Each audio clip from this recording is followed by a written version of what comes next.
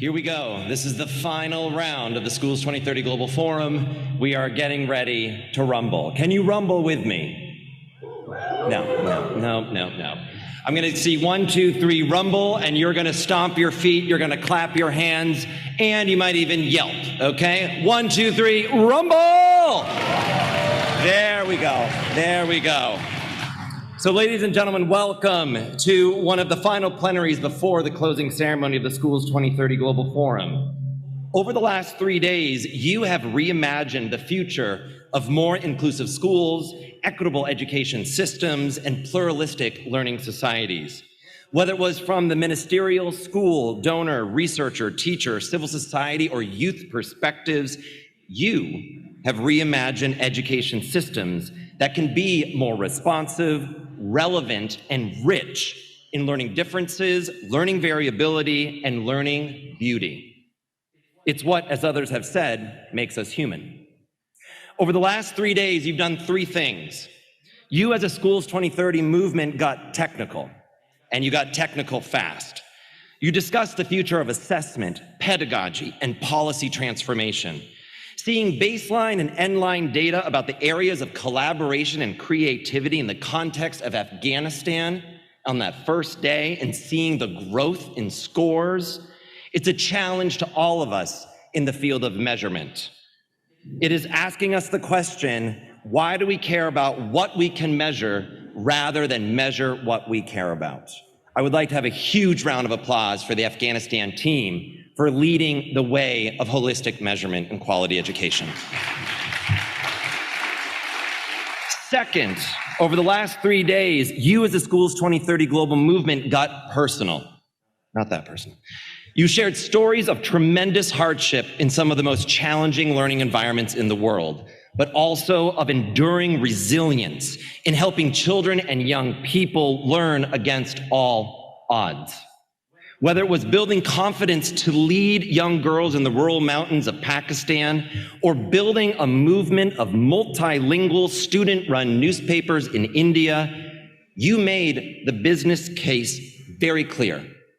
Inclusion is possible. It will take time, but with enough iterations, as Jamila would remind us, we can get it right together. And third, over the last 3 days, you as a Schools 2030 Global Movement got real. You dived into the vision of the second phase of Schools 2030 yesterday. It was quite a sweatbox in here, but you were thinking hard and long, but you did it with us. And you identified new ways of strengthening the Schools 2030 movement and stepping up to co-lead these new pathways and opportunities together.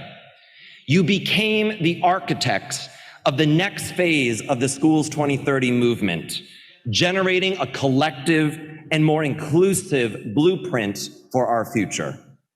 One of these key elements to your blueprint is the need to co-design a more coherent, compelling, and compassionate response to the climate crisis in and through education. In a recent survey, and for those of us who were together last night, you will know the statistic, but in a recent survey by one of our friends, the world's largest lesson, Alison Bellwood is here, surveyed 37,000 young people across 150 countries. And over half of those surveyed said, young people said, I want to learn how to protect the environment and also to protect myself in the climate crisis. And yet, in today's global education sector, more than half of national education curricula do not mention the term climate change. The demand and the supply, there is a disconnect. And it's our opportunity as the Schools 2030 movement to begin bridging that divide. That's why we are thrilled to have this next plenary session about climate and education that is meant to plant the seeds to what next year's Schools 2030 Global Forum will focus on in the Kyrgyz Republic, asking ourselves, how might we prepare the next generation of more climate literate, climate resilient, and climate compassionate citizens? And boy, do we have a packed agenda. So, the first part we're going to be learning from the systems response The second part, we're going to be learning about the school level response, hearing from educators themselves. And the third part, we're going to be having a keynote from the societal response from His Excellency Dr. Tariq El-Berg from Dubai Cares. But across each of these three quick and impactful panels is answering one question. How might we best support, recognize, and amplify teachers' roles in addressing the climate crisis in and through education? So without further ado, I would like to invite our first panel up to this stage. And as they come up to this stage, I'll be introducing them. So first, we have Maya Gruff from the Climate Governance Commission. Please give her a round of applause. It is rare to have climate scientists and the climate community in conversation with the education community. Maya, there's no pressure, but you're representing the entire climate community. Second, thanks, welcome. Second, we have Kevin Frey, the Executive Director of Generation Unlimited from UNICEF, representing a global movement of millions of young people as a systems response to the challenges of climate crisis. I feel like I should be giving you an award or something. Third, we have Ms. Wan Zhongbian representing UNESCO's Greening Education Partnership. She has been working on this issue for more than a decade. And I feel like now is your time, and I can't wait for you to be challenging us for what's next. So a round of applause for Juan. And finally, we have Sarah Beardmore from the Global Partners for Education. And this morning, I wonder if she's going to be able to share some of the news, but she has been changing systems and budgets this morning as the GPE has been meeting in Brussels about the future of climate education. So, round of applause. So, over to you, Maya. Thank you so much. Thank you so much, Andy. And absolutely delightful to be here and just to draw from one of the key words that arose that has been so inspiring to be with you all and to cross different professional sectors, to think about how we really collaborate. And at the Climate Governance Commission, we're focused on the governance challenges represented by the climate and planetary boundaries crisis that we're facing. And the climate crisis can be considered a governance challenge, but it can also quintessentially be considered an education challenge, really at its heart. So at the Climate Governance Commission, we're educating, for example, business leaders, CEOs, boards of directors, other professionals, but then, of course, the younger generations of learners in schools who will have to be, helping to solve this problem. Hopefully our generation can move forward really vigorously to put in place the infrastructure to really have a safe trajectory for humanity, but it's so fundamental to confronting the climate challenge. So it's amazing what you're doing. It's so important, and the importance can't be underestimated. So thank you so much. So let's move to our wonderful panelists. And if we can start with you first, Sarah. So you're working on the Climate Smart Education System framework at GPE. And it would be wonderful if you could sort of tell us generally what this is about. And you've undertaken, I've heard, recent field visits to understand where teachers, educators fit into the policy and system level responses when prioritizing developing education sector plans, budgeting needs. So really, how are teachers a key constituency, and what are the entry points at the national level that you've seen in your experience? Sure, thanks, Maya. Well, first of all, GPE is a partnership and a fund, and we work with low and lower middle income countries around the world to help them identify key system transformation priorities across the education sector.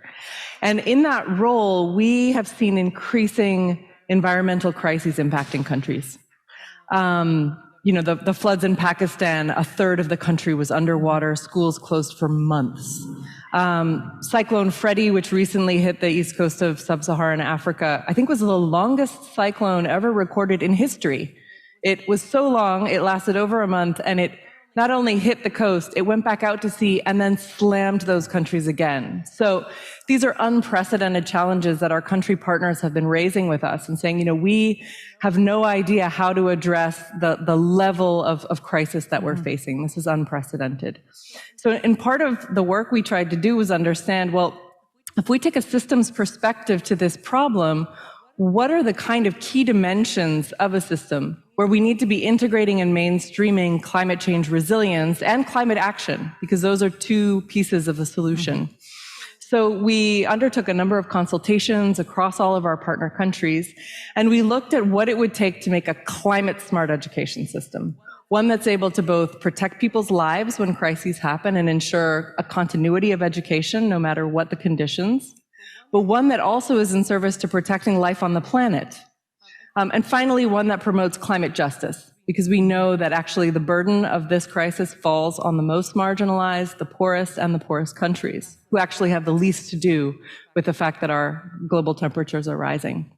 So within this, we've identified these sort of 7 areas. And the reason that it's important is because actually all of these require simultaneous change. You can't have a teacher education policy and not have the budget in place to actually scale up the teacher training needed and improve the salaries and the working conditions. You can't better respond to the school needs if you don't have data about what the environmental factors are that are impacting that kind of school environment.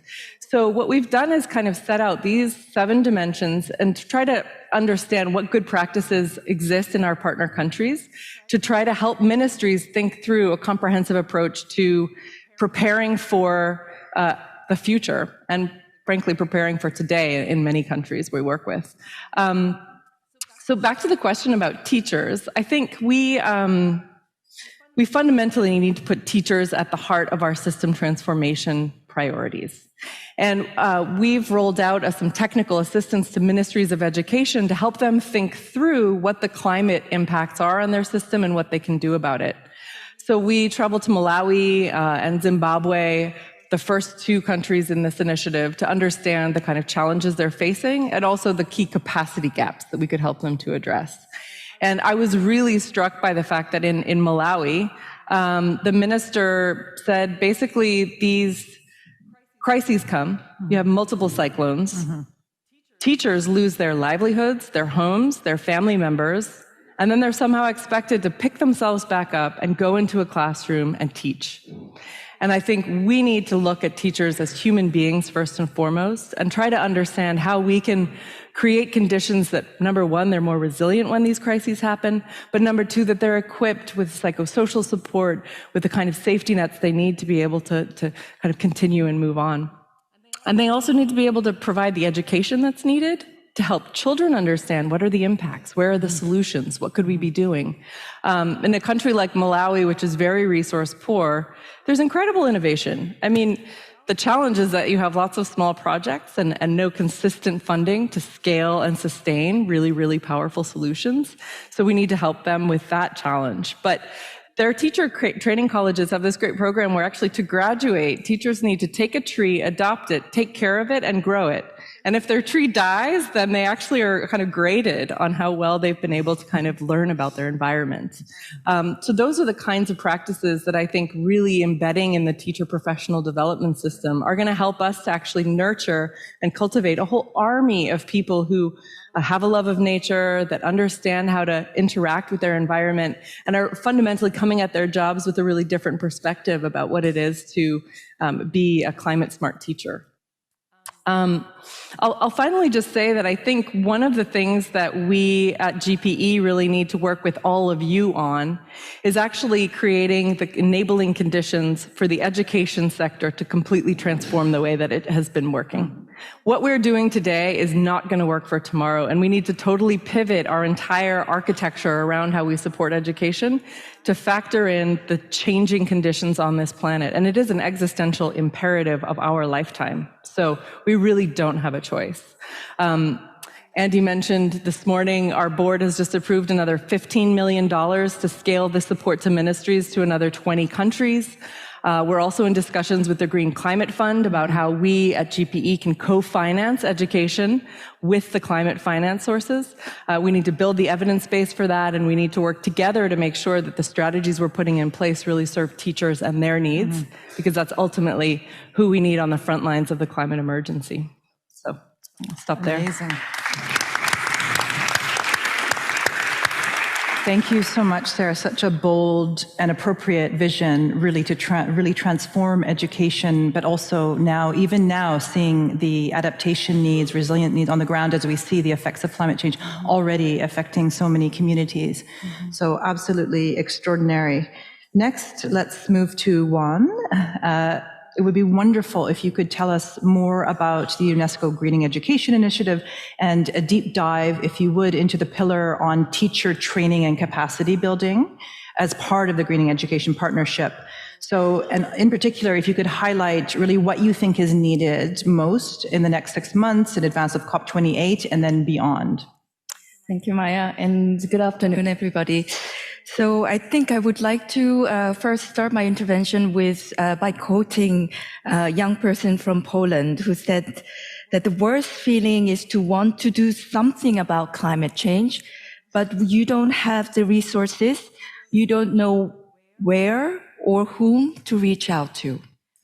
And this is the kind of level of frustration that we see around us in the classrooms and across our generations of future generations or present generations of young people. And this question is very much closely related to the two aspects of climate education. One is the question of access. As Andy mentioned earlier, only half of the national curriculum frameworks of 100 countries mention a single word of climate change. And the second question is on the quality of climate change delivered, because while almost 90% of the students that we've surveyed said that they've learned something about climate change in their classrooms, 70% of them say that they don't feel ready to live in this climate era based on what they have learned, because the quality is so low. And that's the question of the content and the way that climate education is taught. And this is why, and you mentioned it was a UNESCO's Greening Education Partnership, but I would like to mention and stress that this Greening Education Partnership is a collective effort by many of the organizations, now counting to 700 and more, with 70 countries that are joining together. So this massive network of stakeholders who are working on climate change education has been gathering together since the UN Transforming Education Summit last year to precisely address this question of access and quality of climate education. So now with this grand community that has been also driven thanks to the support of the UK and Japan, and also of course, Dubai Cares, Aga Khan Foundation, and many of the partners, UNICEF, GPE, and others, have all been joining forces to make sure that we work collectively together around these four pillars of the Greening Education Partnership, which is on greening school, greening curriculum, greening teacher training and education systems capacities, and greening communities. So now it's time to work together. And in order to work together, particularly around the zooming into the teacher's question on Pillar 3 on teacher training, I'm very happy to share that currently this working group has 310 member organizations and 43 governments who are willing to work and be focused around supporting teachers and making sure that teachers are climate ready. And in order to do that, this working group, which is actually led by GPE and UNICEF and Education International, will be focusing around developing and making sure that adequate teacher training guideline is in place, that working environment for teachers are enabled, good practices, as we've seen today at Schools 2030 teachers examples, are showcased to inspire others, and also to make sure that education systems, as Sarah mentioned earlier, is strengthened to support the teachers.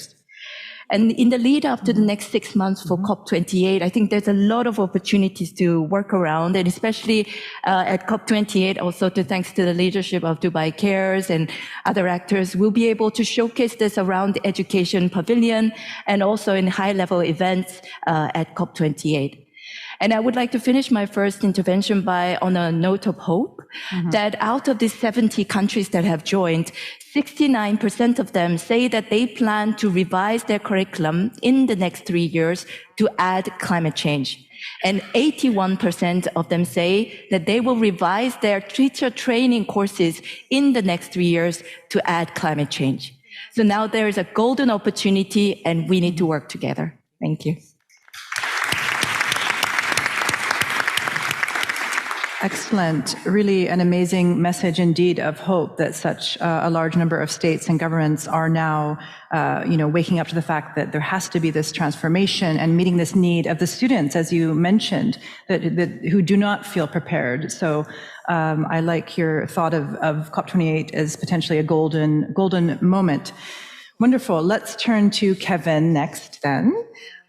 So from your perspective at Generation U and Green Rising Initiative, so our question is really about how this youth agenda can connect with the teaching profession, both as a pipeline youth to have a new generation of educators, but also as a core constituency to help teachers, current teachers, determined and work out their role for climate education moving forward. My experience at the Climate Governance Commission, we have youth commissioners and youth advisors, and they're often very far ahead on the climate science, policy, and knowledge. So those two dimensions, we'd love to hear your thoughts, and generally what you're up to at Generation U.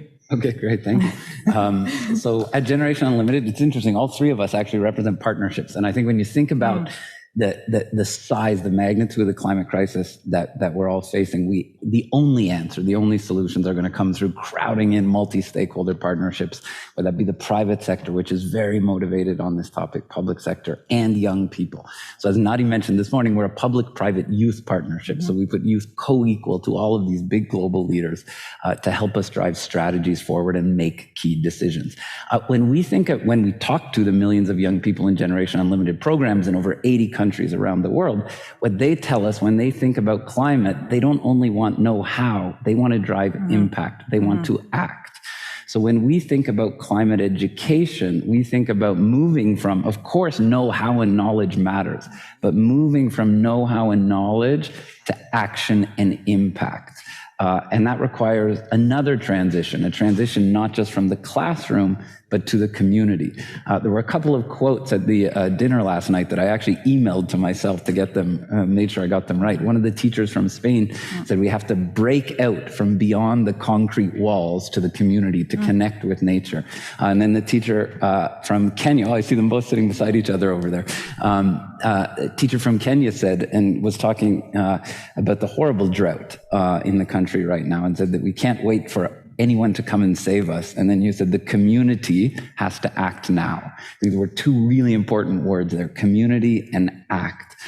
So as we think about climate in education systems and really engaging young people, I think that we have to think about learning by doing, experiential learning, and letting young people drive climate impact in their communities. It's one of the best ways to create planetary mindsets and develop green skills. So maybe I'll mention the Green Rising. It's a global initiative, UNICEF and Generation Unlimited's flagship initiative with partners on youth climate action. You'll see there's 3 pillars. The first pillar is volunteerism. That could be something like monitoring air quality in Mongolia, young people, and then when the air quality is very low, going door to door and letting people know they need to stay inside. Second, skills, jobs, social entrepreneurship. Young people have brilliant solutions, local solutions to the problems they're facing as they adapt to a climate crisis that's here now. And we just need to empower them with some mentorship, sometimes a little bit of seed capital to bring these ventures to life.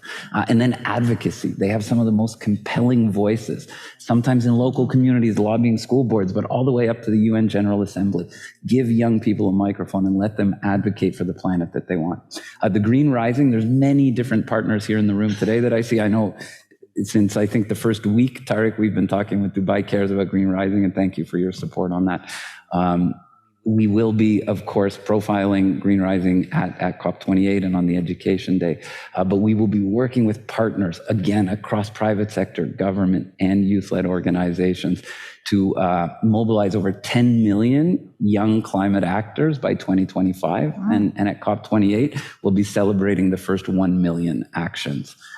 So if anyone in the room here today is active with young people on climate, just you can have a look for me after this session, or Nadi, my colleague, Nadi waving when she's not sending an email right there. You can catch up with us. We're looking for more and more partners to join the Green Rising.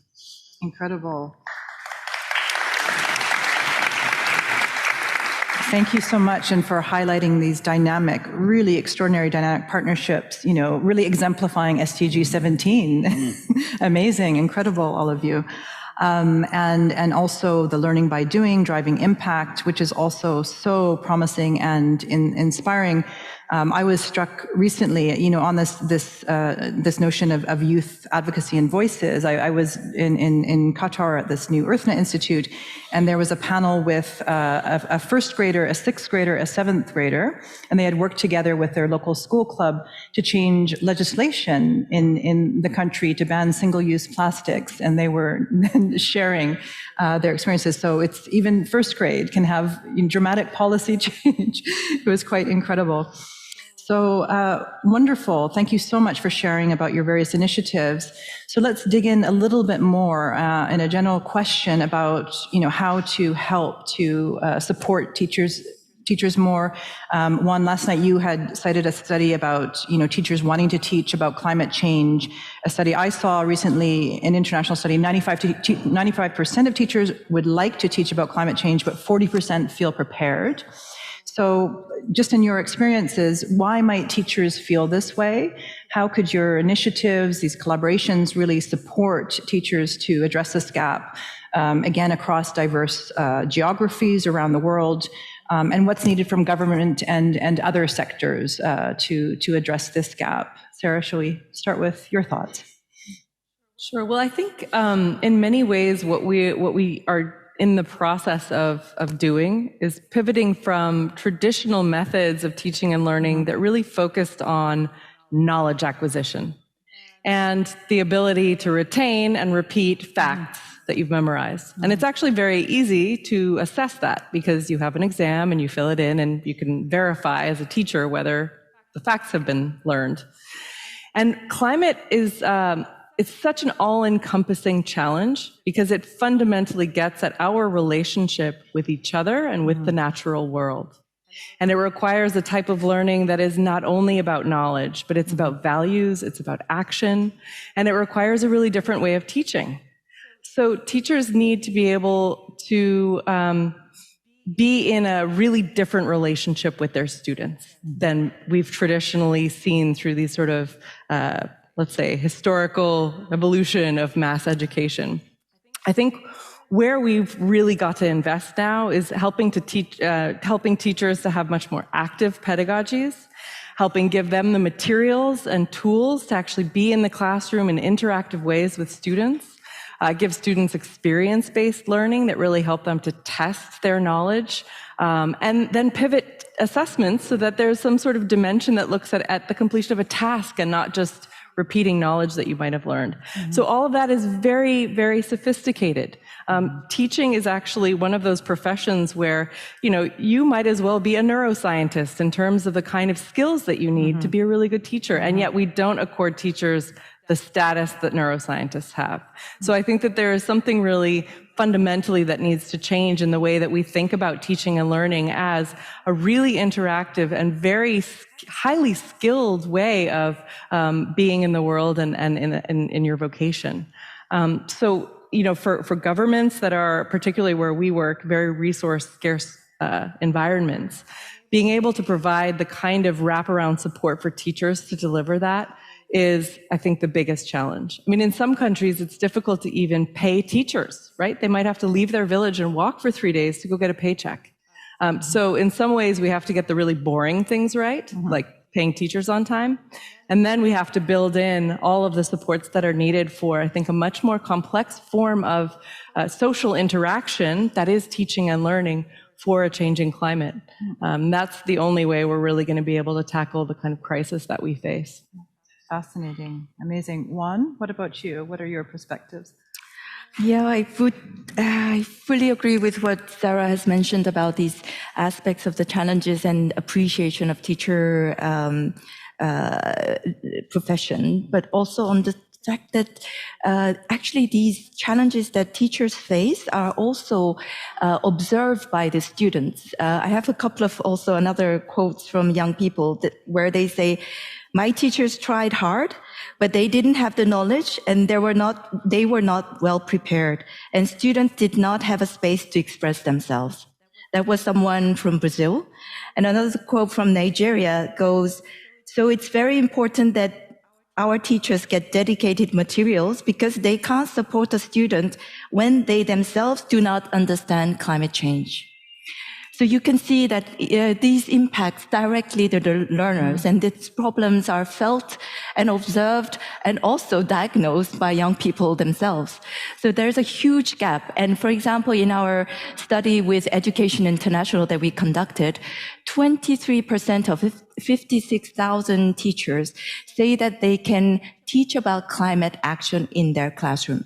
So it's not only about, as Kevin mentioned earlier, it's not only about delivery of knowledge about climate change, it's also delivery and creating that space for learners to take action about climate change.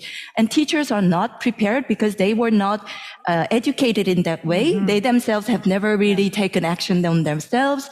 And because of that, there's no creation of that climate action that we all talk about. So I think there's a fundamental issue to be had. So what can we do? And for that question, I was so inspired by my lunch discussion with Kalsum. I think she must be sitting somewhere from Uganda, one of the Schools 2030 teacher. Yes, Kalsum over there. She was mentioning how whenever she faced any challenges with her teaching, that Aga Khan Foundation Center were there to reach out to and talk about these problems and give her the right type of materials and training that was needed. So it got me to think, do our teachers have that level of backstopping behind them to support them, to walk them through the climate education that we are demanding them to perform? And actually, that is not the case in most cases. So in the case of Schools 2030 program, I think that was one of the amazing enabling factors for the project. But now we need to think about how to scale that up to the systems level.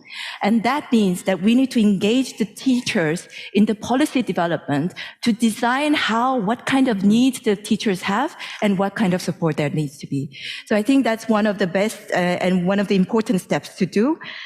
And the second one I want to mention is the incentives and empowerment of teachers so that they don't remain islands of good practices. Of course, today we have amazing teachers seated in this room.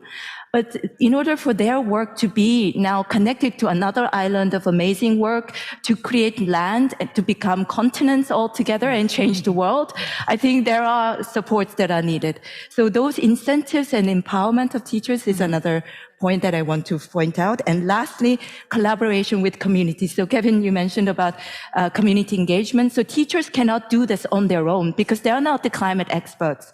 So you need to engage with local experts to think about local impacts of climate change. And in order to do that, there needs to be space and time for teachers to talk to the local community stakeholders and experts and leaders and engage them in their classrooms and take their students out to the communities. So there are some key points that we can take on as our immediate next steps to think about how we can support the teachers on climate education. Thank you. Thank you. And Kevin, some thoughts on this topic? Sure. I think there's opportunities for a paradigm shift here with teachers, especially on climate. Obviously, they need all the supports that were just mentioned, so I won't repeat those. But I think there's an opportunity for youth to lead in this space, where teachers actually invert the classroom and say, young people, this is what we do in hyper-local areas. Young people identify a problem in their community that they understand. They work in teams on what is the solution. They can go out and talk to community members. There's often local know-how on how to dig trenches to protect from floods, to create community soak pits. And then those young people can actually get out there and manifest those solutions, build those solutions. So I think where teachers are nervous that they don't have all of the knowledge and training, one of the interesting pedagogical tools we've seen is to flip the classroom, let the youth lead, identify the problem, come up with the solution, and then drive that solution in the community. Brilliant.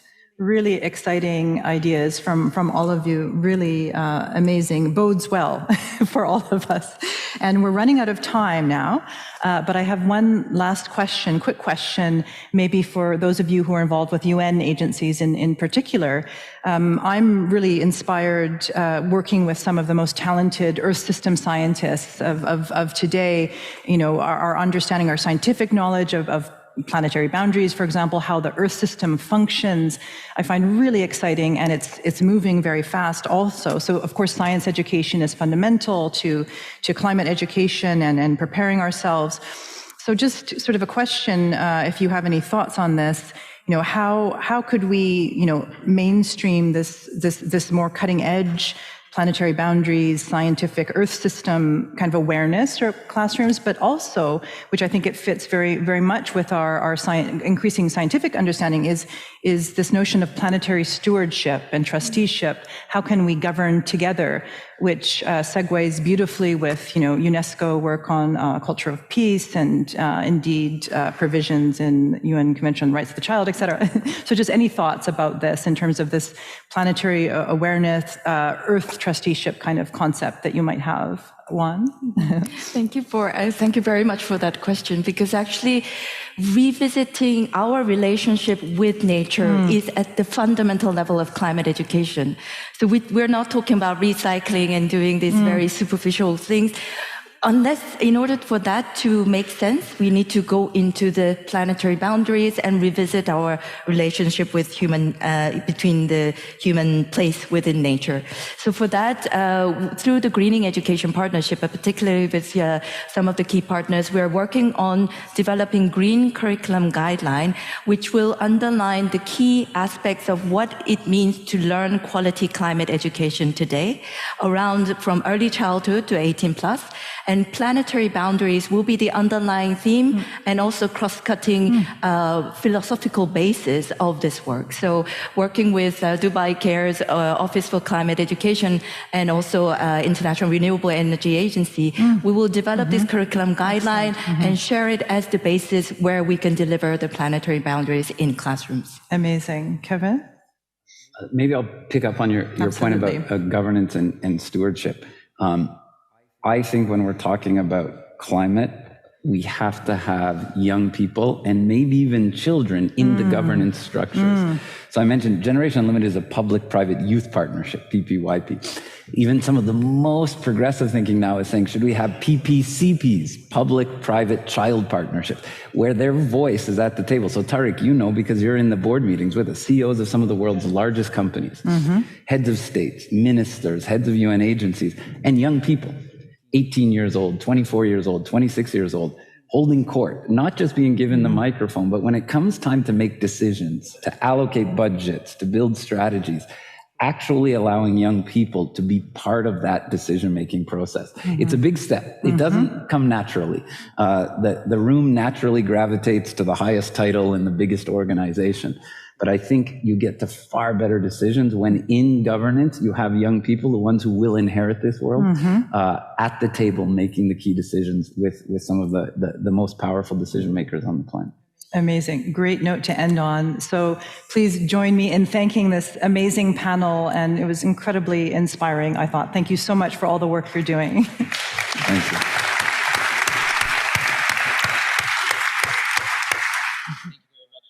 To the entire panel. Teachers were mentioned many, many times. I would now like to introduce the Teachers for the Planet film, to introduce the second part of today's session. Thank you very much. We have all heard the terms climate change, climate impacts, environmental risks. They vastly shape the present and future of our students, especially the most vulnerable. But the truth is, they are largely absent from school curricula, and most teachers don't feel ready to teach our children and youth about the planetary crisis. Fortunately, across the world, there are innovative, creative teachers who are taking action in illustrating how schools can equip children with the tools, mindsets, and skills to collectively mitigate and be resilient in the face of this crisis. Egoitzia naiz eta gaur hasieran dugu proiektuari dagokioneko lanetan ikasleek arretan diz eta posik hartu dute proiektua. Fase honetan erabili dugu kafe hondakin bat, zeure polas eta esperimentazioaren bidez egiten den prozesu batekin, zeta ostra edo leurotu perretxikoa lortuko dugu komertzializatu alizateko. Hi everyone. My name is Takashiki. I teach for Kenya Fellow and a climate education champion. As my Nana and I explore climate change and its effects, we came up with a project that addresses waste management and food insecurity. Our urban farming project uses plastic waste, turning them into gardens. We created hidden gardens in class and at home and created innovative gardens in our school compound. This project takes up pickled space, uses up pickled water, and teaches kids to reduce, reuse, and recycle. It also teaches them to intentionally care for the environment. Hello. My name is Ahmad Baghdadi. I'm a Teach for Lebanon fellow. I'm currently leading a team of 9 Teach for Lebanon fellows who are working towards making our teachers climate education ready, so that students will be aware of the problem of climate change and to help them to lead a climate-friendly life. Climate education is often disregarded, whereas I believe it's one of the most important aspects in solving climate change. Because at the end of the day, we are preparing today's learners to become tomorrow's leaders. As teachers for the planet, we are building a community and collecting an online repository of 100 outstanding teacher-led climate education solutions that will be presented at COP28. We want to showcase what's possible for climate education and inspire, activate, and empower many more teachers across the world to lead quality climate education, while at the same time elevate the experiences of teachers to inform the system-level change required to truly advance climate education globally.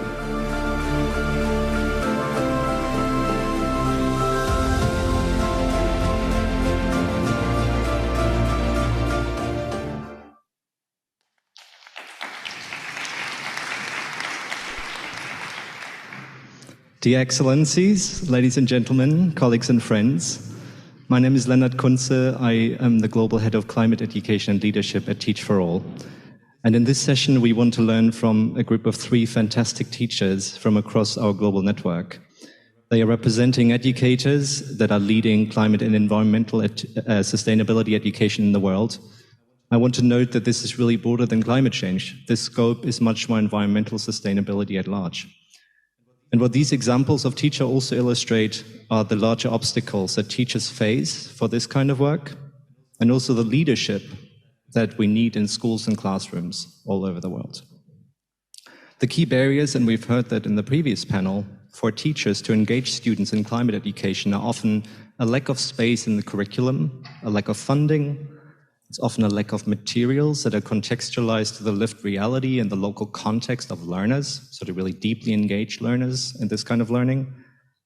We're often lacking teacher training, and also we lack the mindset to engage in this level of education, and we heard that in the previous panel as well. And I think this is a two-faceted problem. The first thing is we need to reorient teaching and learning towards something that we at Teach for All call teaching as collective leadership, where teachers and learners engage together in collective leadership. Learners are leaders, teachers are co-learners, and community is power. And we also need to overcome our collective hypocrisy, because I don't think that any of us are fully in balance with ourselves when we think about our own behaviors and our own climate change footprint. We also need to overcome the feeling that we first have to know it all before being able to engage others in talking about climate change. Besides the 3 brilliant educators on stage with me, I also want to name Natalia Herrera and Jessica Drogetti, who are 2 brilliant climate educators from Colombia and Portugal who've shared about their work in different spaces this week. And it's amazing to see the inspiration that this can cause in people to elevate these voices of teachers. As you know, and if you've seen in this video, they are also part of a global community called Teachers for the Planet. And they are part of 100 outstanding teacher-led climate education solutions that we compile and that will be presented at COP28. And I'll tell you a secret, we have many more solutions of teachers. For example, in the Teach for All Global Climate Education community, where we have over 450 members, as well as across the 60 Teach for All network partners. But for now, we focus on the 100. What all these solutions reflect is the fact that climate education is not a fixed set of activities. We're not advocating to say, let's all plant trees, let's all do waste management. It's rather an approach, and that approach is deeply problem-based, deeply rooted in the local community needs, and deeply rooted in the local context, and also an approach that builds student agency as a collective. So it's a very diverse kind of set of activities that climate education is representing. In the communities of many of these teachers that are represented in the online repository of 100 teacher-led solutions, many of the students face a deeply uncertain future. And for them, climate change is not simply climate change anymore. It's everywhere change. It's everything change. It fundamentally changes the trajectory of the present and of the future. So we really have to take urgent action. And I'm so happy about this occasion to come together to bring the systems level, the school and communities level together. So without further ado, I want to hand it over to the three teachers. And the way we're going to do this is that we're going to engage in an interview-style education to learn more about the work that you've already gotten a glimpse of in this video. So Egowitz, I want to start with you. And what we saw in the video is you and your students working on what you call fungi thinking. Can you tell us more about fungi thinking and the issues that you address with this approach? Thank you, Leonard. We started that project, Fungi Thinking, 7 years ago. When I first started teaching, it really was shocking for me. I see like huge demotivation in the students, lack of connectivity in between teachers and students. And even if the students were more connected to the global community through different internet and media devices, they were losing that connectivity with the roots and with the nature. So I really need to find a way to reconnect both teachers, students, and community on a single project. And that's why we started in love and full passion in circular economy. So I started building based on the Gunter Polis circular economy projects on recollecting coffee grounds out of the different Oreca channels from Spain and start building an added value eatable mushrooms with the students and for the community. That's great. And as we saw in the video, and as you just mentioned, the core of the fungi thinking philosophy is really teaching as collective leadership. It's a problem-based approach, and it's building student agency. Why do you think these elements are so crucial for climate education? I think it's not just about the project, it's how we approach the learning methodology. And rather than being a cool project and building mushrooms out of coffee grounds, we really want to enhance the whole learning approach based on 7-7 methodology that stands for 7 different challenges from 7 different subjects on 7 different school learning grades. The students feel themselves a learning journey in the school. So they start in the last year of primary school until the last year of high school, they leave the school. We grow together. We grow and we learn together, facing different challenges based on scientific research, STEM competences, big data, coding, marketing, and social business planning. And all that have been built connecting with the growing the climate education community in the school. One of your quotes when we spoke that really sticks with me is that you want to empower students to realize that math, that science, and that other subjects that they learn in school are tools for making sense of the world and for engaging in agency and of meaning making of their own future. Can you tell us a little bit more about what you mean by that? Math, science, other subjects as tools for making sense of the world. It's something that we've been talking around small forums during these 2 days. And it's actually, we're driven in a country and in a world that is led by science and technology. And we have to show them, the students, the contextualization of those learning subjects and topics. We are not here in the classrooms to start learning about algebra or coding or whatever. It's just to find a purpose of that learning process, connecting with real world challenges, real world issues, and creating the agency and the awareness in our students to let them dream about changing the world. Because this world that we are building and we are living in as an inheritance to our children will be led and must to be changed by them, not just us teaching them how to change. But Kevin mentioned before, like, we have to take into account the students' opinion, student learnings, and how they feel and how they want to live in that world. And that's how we approach the whole science and technology content, but with a purpose. That's great. And what we see in those photos that you also saw all on the projector is we saw these huge mushrooms that the students created from coffee grounds. In other projects that you've been leading together with your students, you've created soap from used cooking oil, you've created shopping bags from COVID masks. And what you just shared about building student agency, I'd be curious if you could share a little bit about what is the impact that you see that this type of project and these concrete projects are having on students. Yeah, they've been mentioning about that even teachers want really a change maker, something changing in the way, the methodologies that they are teaching. Their lack of training, their lack of projects, their lack of good case studies that they can learn from or just guide the learning process with. And funky thinking, trust toys, eco soaps, old mask bags are just a project that create a bridge to start giving teachers all around the world tools and voice to really start changing the society and the obsolete teaching methodology that we've been using since last couple of centuries. I want to ask you about one specific instance. What we saw in one of the photos was the students sitting around a table. And there's a backstory to that, which is that Egoitz is teaching in the Basque country, and after the students engaged in fungi thinking, the students were invited by the city of Bilbao to come into the municipality and to advise the city government about their circular economy strategy. So if you could share a little bit more about what that did to students in terms of feeling agency and about feeling a role in shaping their own future. Yeah, that's exactly how we've been talking in between us as well. Like, we have to redefine the role of the students in the society. They are not learners anymore. They have to be leaders and change makers. So, and it's the same way that the classroom is not the only space on which students learn, we have to break the walls of the schools. We have to open this learning to the stakeholders, companies, and as many people as we can get on board to extend that knowledge and learning process.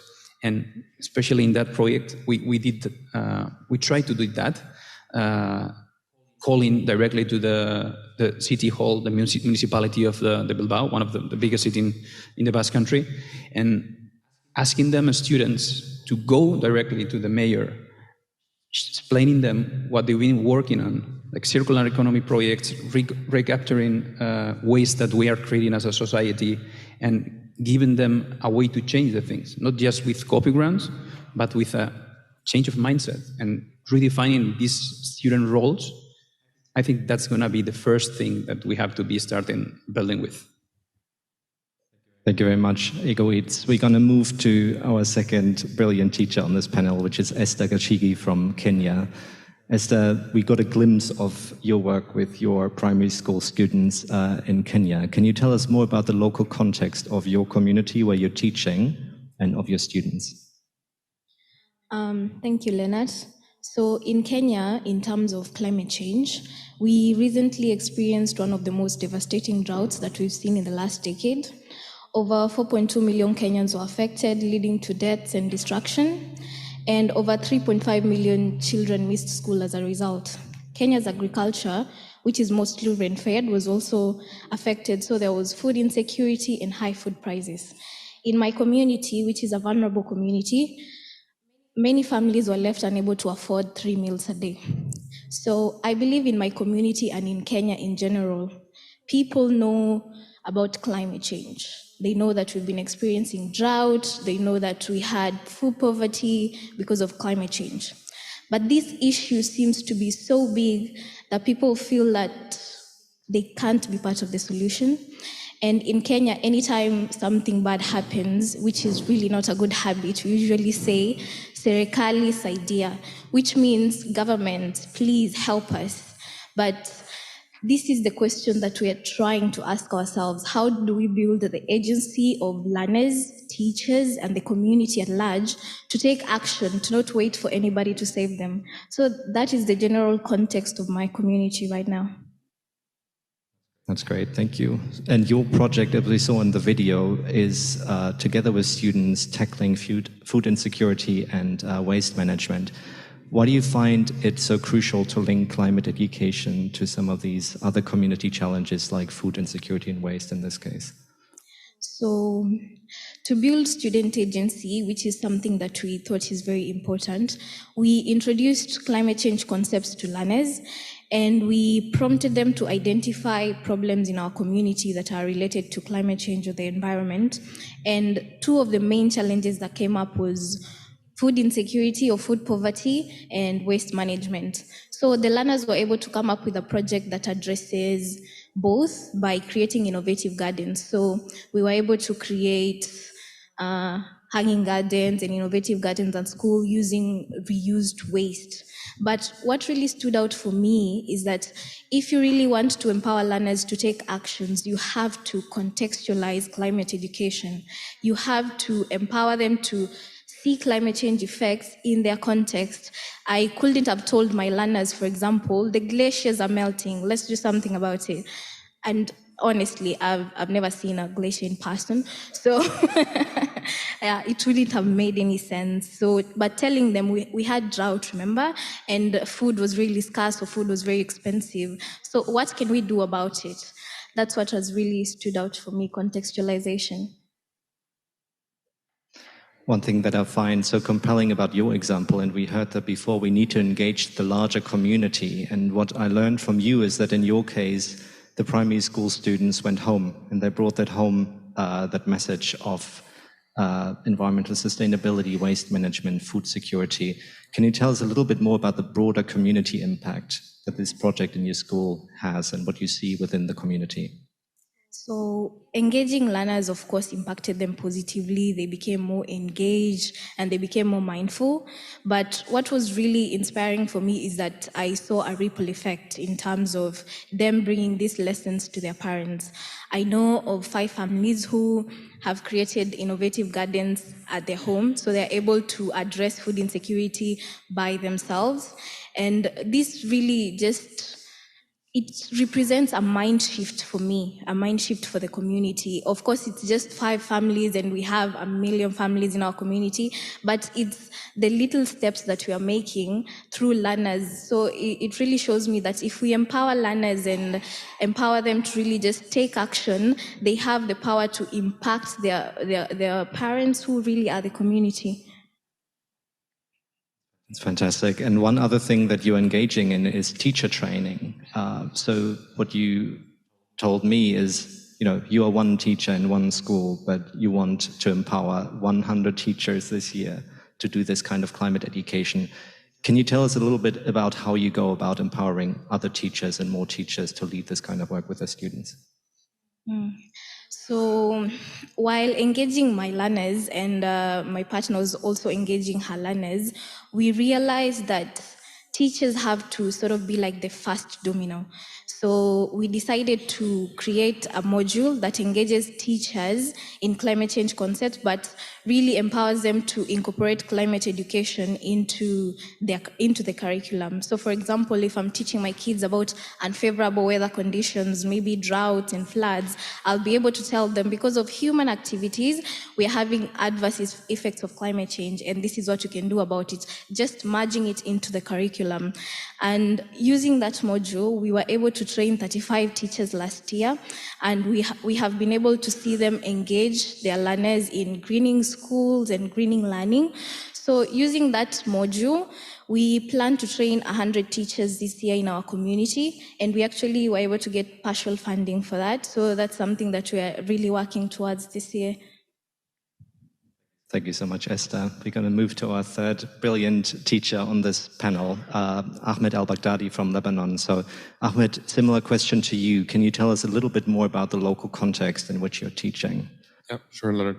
First of all, good afternoon, everyone.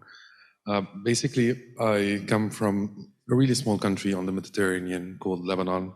This country has been going through a lot of problems since 2019. We're having a 300% inflation rate as of this year. We are facing electricity problems. We barely have 2 hours of electricity provided by the government daily.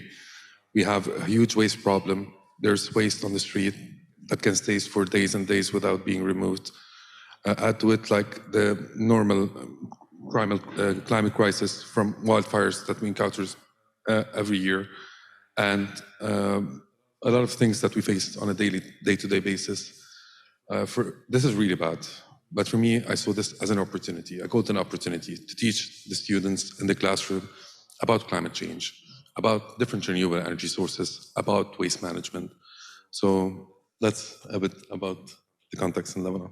Great, thank you. And one thing you're engaging in together with the Planet B group is curriculum change. But you mentioned to me that there's something else we need to do before engaging in curriculum change, which is getting teachers climate ready.